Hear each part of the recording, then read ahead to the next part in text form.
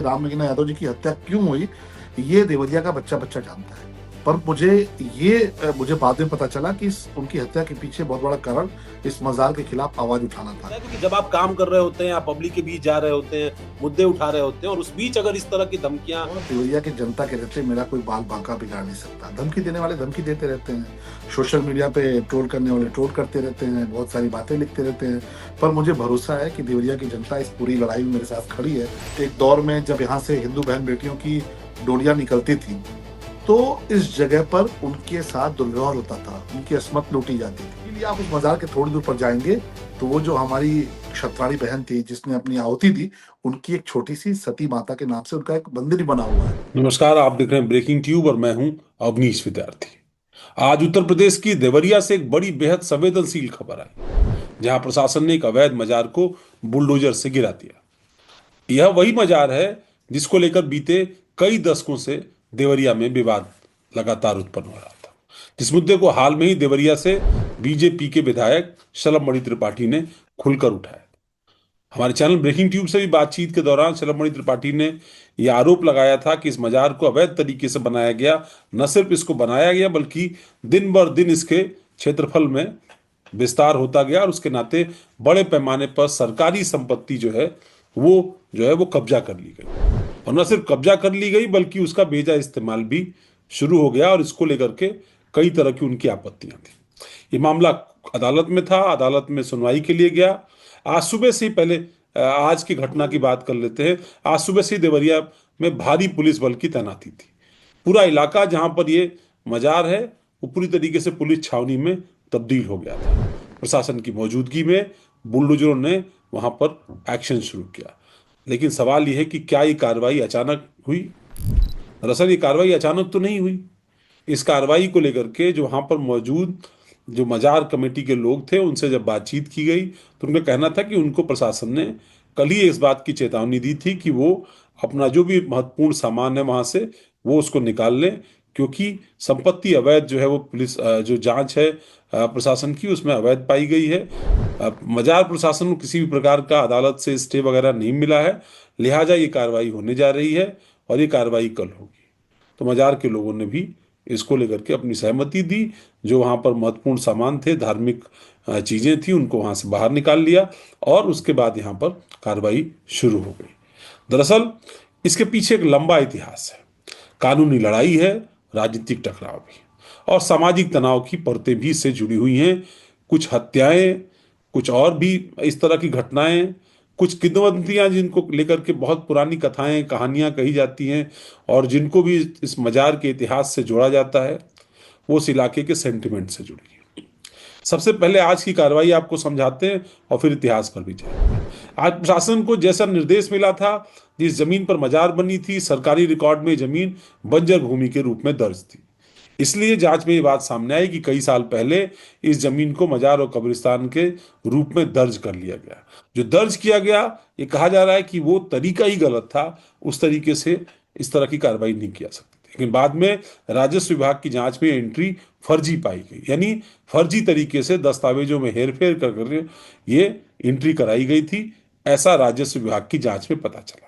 यानी जमीन सरकारी थी लेकिन कागजों में उसे एक धार्मिक पूजा स्थल दिखा दिया गया।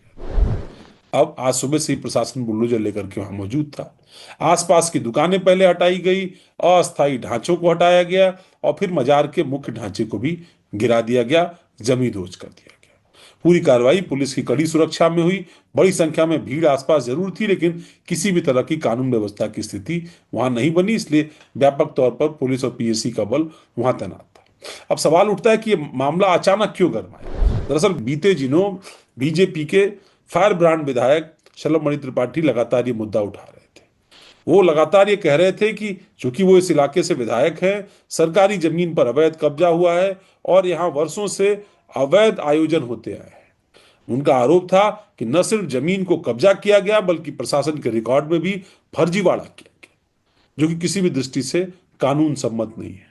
इसलिए वो इस मुद्दे को लगातार उठा रहे थे। उनको धमकियां भी मिल रही थी, कई सारे ऐसे व्हाट्सएप मैसेजेस, कॉल रिकॉर्डिंग्स, कई और इस तरह के टेक्स्ट मैसेजेस उनको भेजे गए, जिसमें उनके परिवार को और उनको जान से मारने की धमकी दी गई। यहाँ तक कि मुख्यमंत्री योगी को भी जान से मारने की धमकी दी गई। जब आप काम कर रहे होते हैं, आप पब्लिक के बीच जा रहे होते हैं, मुद्दे उठा रहे होते हैं, और उस बीच अगर इस तरह की धमकियां, इस तरह की चौचू, देवरिया इलाका भी ऐसा है, थोड़ी दूर पर आप जाएंगे तो नेपाल भी मिल जाएगा, थोड़ी दूर जाएंगे बिहार भी मिल जाएगा।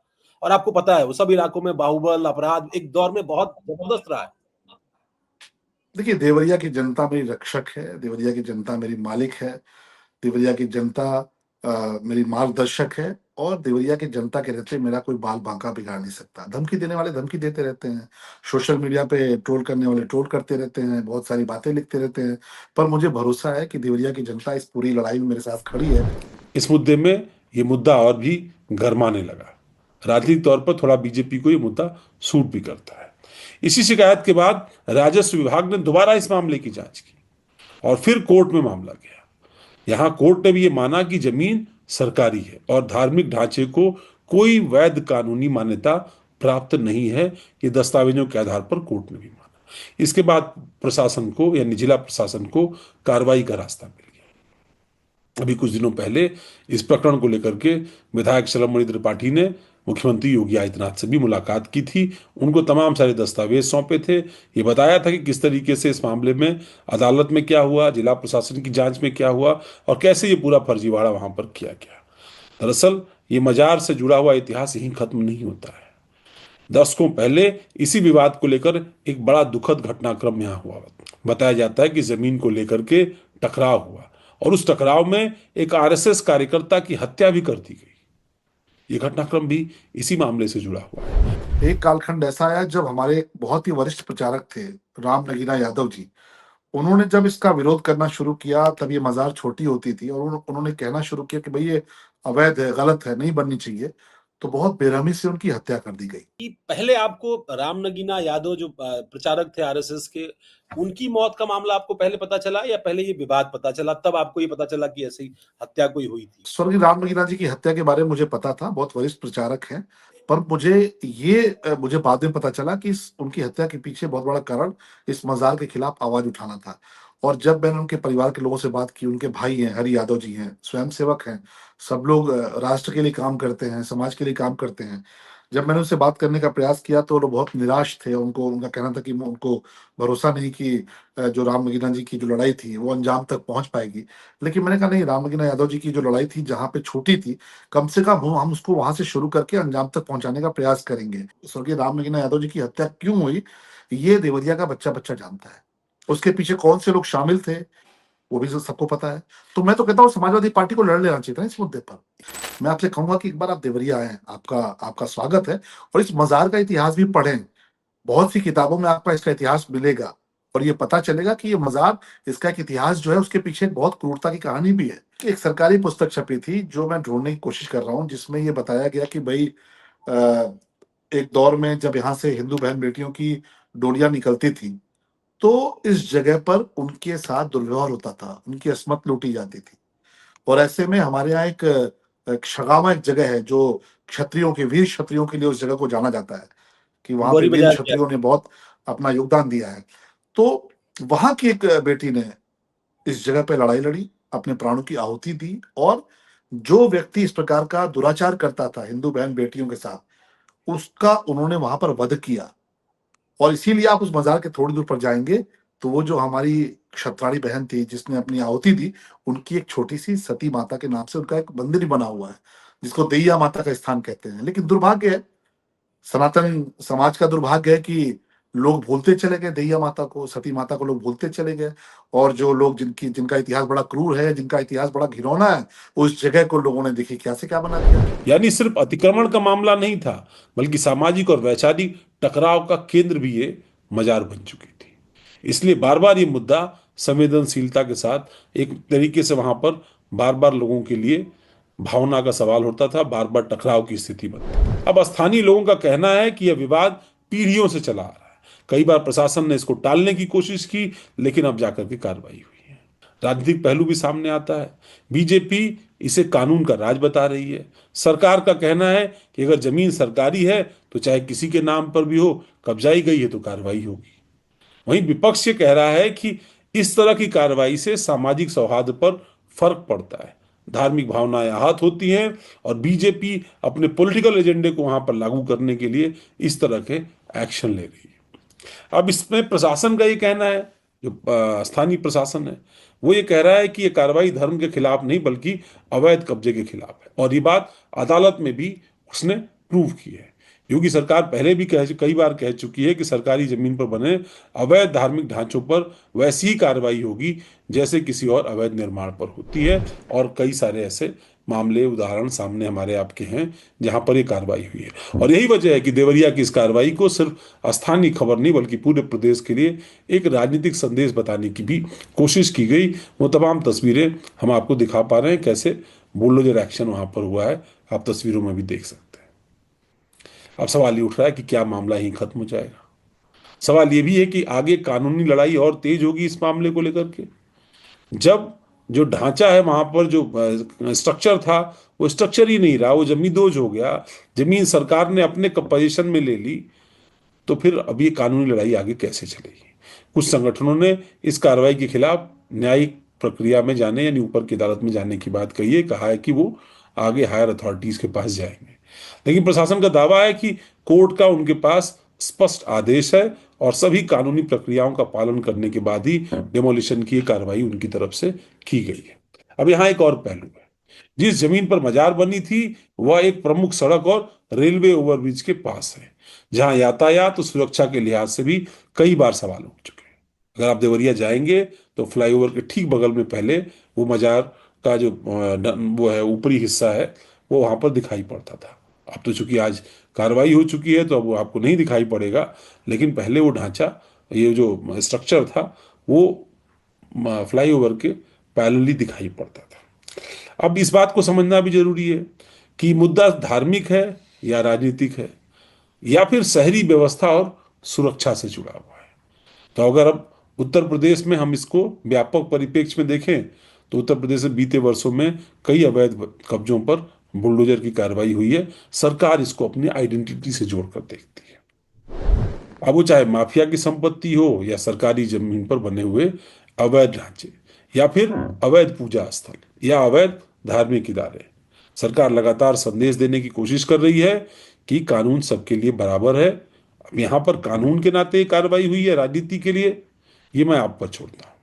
लेकिन चूंकि ये मुद्दा लगातार वहां के विधायक शलमणि त्रिपाठी उठा रहे थे, क्षेत्र की जनता कई सारे लोग उठा रहे थे, सोशल मीडिया पर इसको लेकर के नैरेटिव बन रहा था, बार बार ये विषय वहां टकराव का कारण बन रहा था, इसलिए आज एक लेवल नेक्स्ट लेवल पर वहां जिला प्रशासन पहुंचा है।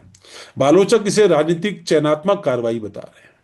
वो ये कहते हैं कि सरकार को संवेदनशील मामलों में ज्यादा संवाद और पारदर्शिता दिखानी चाहिए। देवरिया का मामला इसी बहस को और तेज करता है कि एक तरफ सरकार का तर्क कि सरकारी जमीन पर अवैध कब्जा हटाना जरूरी है, दूसरी तरफ विपक्ष और कुछ सामाजिक समूह कह रहे हैं कि धार्मिक स्थलों से जुड़ी कार्रवाई अत्यंत संवेदनशील तरीके से होनी चाहिए, यानी सबको समझा बुझाकर मान मनोबल कर आपसी सहमति के साथ होनी चाहिए, भले उनमें कानूनी आदेश भी आपको प्राप्त हो। लेकिन प्रशासन ये कह रहा है कि इस मजार पर पहले ही अवैध आयोजन जो है वो रद्द कर दिए गए थे और आज की कार्रवाई उसी प्रक्रिया का अगला चरण है। यानी पहले वहां जो सालाना उर्स होता था उस आयोजन को रद्द किया गया और फिर अब उस अवैध जिसको कहा गया मजार को ध्वस्त कर दिया गया। अब सबसे बड़ा सवाल क्या है? सबसे बड़ा सवाल है कि क्या इस कार्रवाई के बाद देवरिया में अमन चैन बना रहेगा? क्या देवरिया में शांति बनी रहेगी?